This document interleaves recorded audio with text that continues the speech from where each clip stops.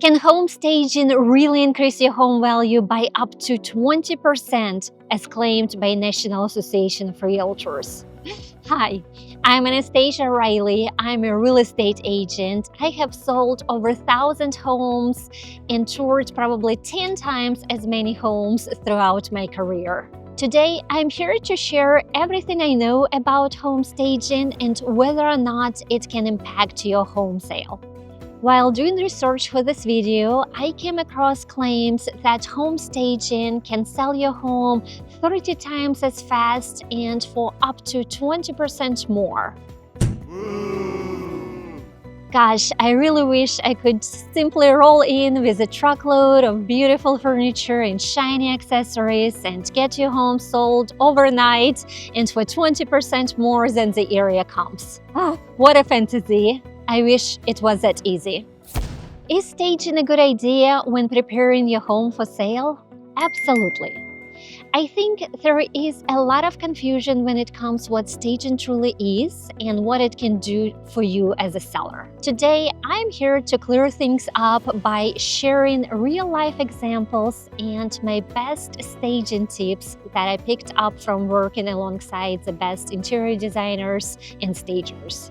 At its core, home buying is a deeply emotional experience for most people. I can't count how many times I have heard, even from my most sophisticated and experienced clients, the moment I walked in, I knew this was a home for me. Case in point, I recently submitted an offer for clients on a house that was nothing like what they were originally looking for. During our discovery conversations, they told me they wanted a single-story home with a 3-car garage. They loved hardwood floors and a large bathroom with a tub, and a gas cooktop was a must. Guess what we ended up submitting an offer on?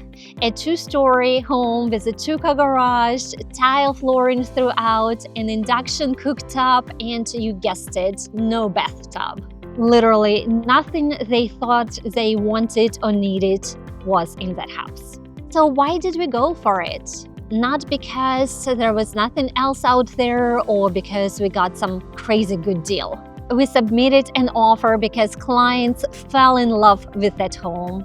It felt right to them. So go ahead and reason with that. Ultimately, home staging is all about creating a strong emotional connection between buyers and your home. In other words, staging is about emphasizing the best features of your home, downplaying any flaws, and making it appealing to the widest pool of potential buyers, and also creating a lifestyle narrative, a compelling story that allows buyers to envision themselves living and thriving in the space. Here is my first pro tip. Think back what made you fall in love with your home. What stood out to you? Was it a beautiful view, an abundance of light, charming architectural details, or maybe a large and spacious backyard? Let's highlight those features because the things that drew you in will likely be the things that future buyer will fall in love with. 2.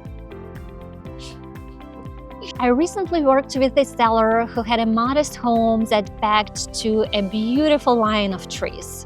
When staging the home, we made sure to highlight this peaceful, natural setting.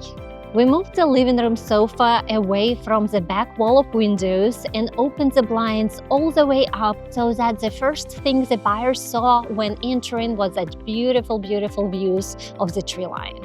We then added what we call romancing items to create a lifestyle narrative. They had a cozy outdoor chair, so we placed a small side table next to it with a gratitude journal and a coffee mug that said, "All is well with my soul." Cheesy? Maybe.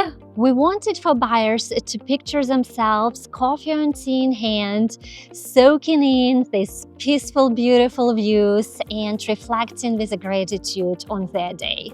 The home did need some updates, but after only one showing, we got a full price offer. If you're thinking, Anastasia, it's a nice story, but my home is pretty average with no bells and whistles. We purchased it because it was the only 5-bedroom home available that we could afford at that time. We didn't do any cosmetic upgrades to it, but we did replace the air conditioning and all the windows.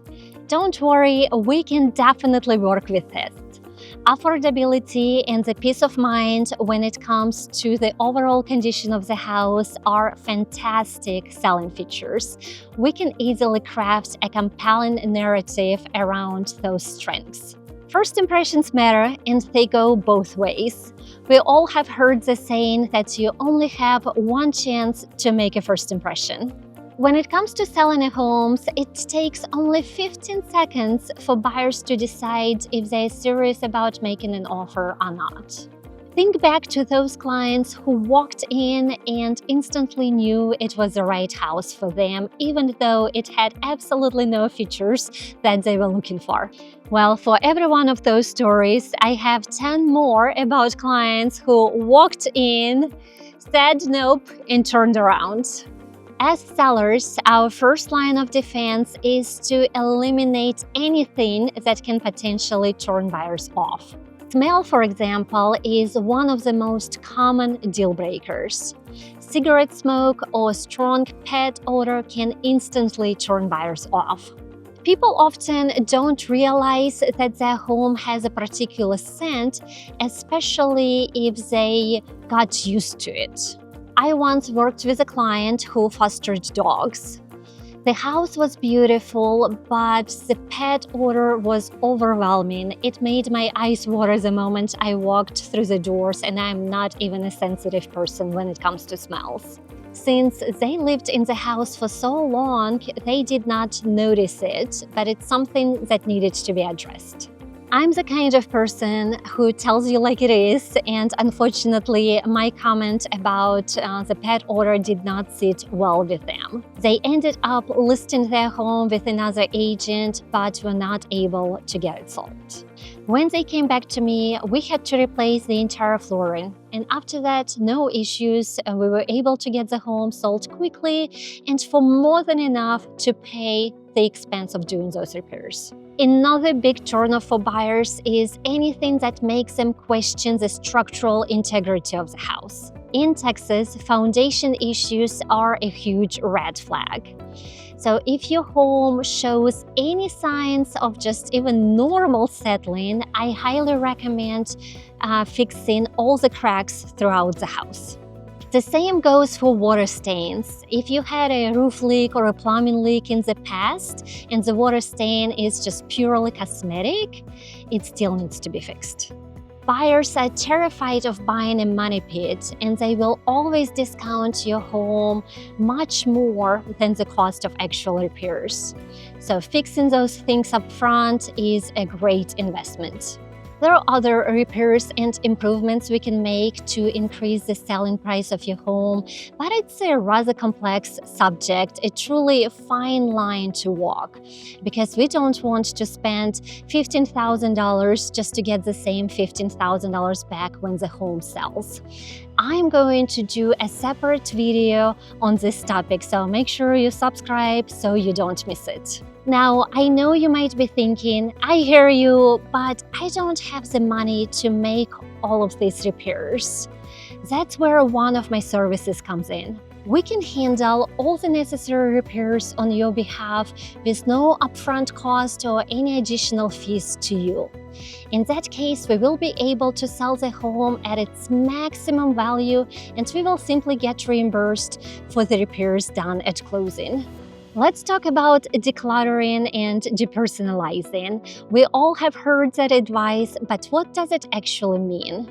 Does it mean I'm going to ask you to pack all your family pictures and take your baby's name off the nursery wall? Maybe, but not necessarily. If you've got a tasteful gallery wall highlighting a beautiful hallway, we may leave it. However, if you have a huge recliner that is taking half of your living space, or maybe a piece of furniture that blocks all the natural light from this big window, those have to go. Decluttering and depersonalizing is about removing anything that could distract buyers from appreciating the flow and details of the house. Remember, we're selling a house, not your things inside it. This often means arranging your furniture in a way that allows for easy movement and clear pathways. We want to avoid anything that creates tight spaces and block key features such as fireplaces, windows, or beautiful architectural details. Every room should have a purpose. I don't want to see a queen-size bed in your office. And yes, I know that's where your grandparents stay when they come and visit once a year. Similarly, I don't want to see a desk in your closet. And yes, I know that is the only quiet place you have in your house to take work calls, but it does not work in the context of selling your house.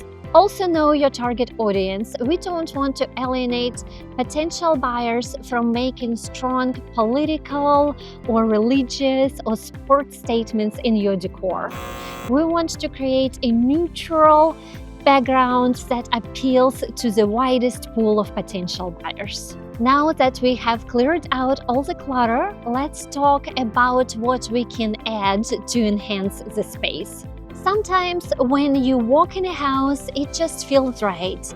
It's beautiful, it's homey, and you just don't want to leave.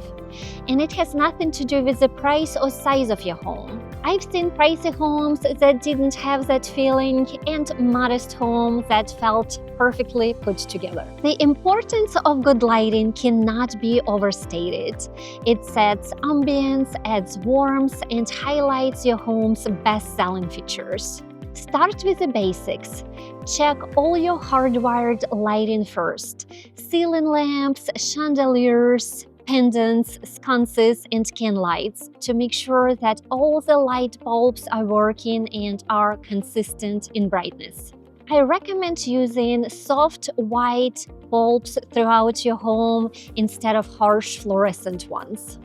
I was showing a house yesterday that had one of those large vanity lights with 8 or 10 super bright bulbs, and man, that was intense. Many of us do not want to see our reflection that clearly. When picking your bathroom lighting, think about spa and relaxation and not a surgical room. Ideally, you want to have several light sources at different heights. Floor lamps and table lamps are magical. They add so much warmth and mood to a space, and honestly, I think you can never have enough. At the very least, consider adding lamps in these key areas. A table lamp on your console table upon entry, a table or floor lamp in your living room highlighting one of the desirable selling features like a fireplace, or maybe illuminating a dark corner that naturally does not get enough light.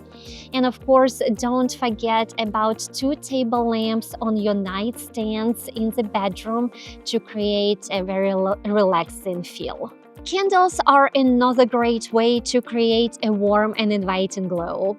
My favorite places to display candles are kitchen islands, coffee tables, and bathroom counters. Just be careful with scents. Opt for something light and fresh and avoid anything overpowering like floral or musky scents. And personally, I'm not a big fan of using wall plug-ins. Many people are sensitive to those artificial scents and may even wonder if they are being used to mask an odor. The next item that can make a huge impact is an area rug. Area rugs are perfect for defining spaces, especially in open concept floor plans. They help create boundaries between rooms while adding warmth and texture.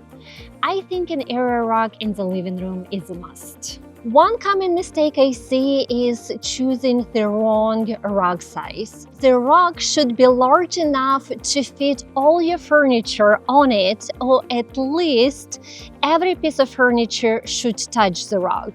If the rug is too small, it can make the place feel unbalanced. Another great spot for a rug that is often overlooked is the patio. It visually extends your living space into the outdoors.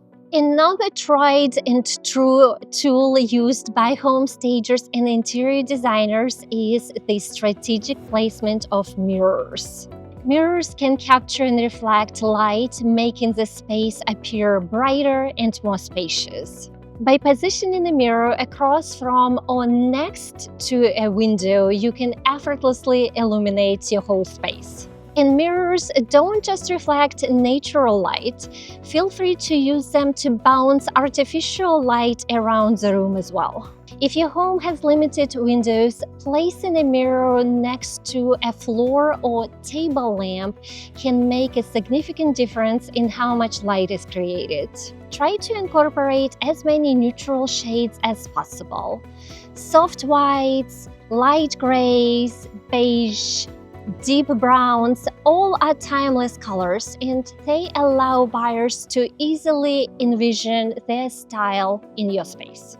Mixing textures while staying within a neutral color palette is one of the tools that interior designers like to use. Think woven baskets, soft throws, linen or velvet pillows.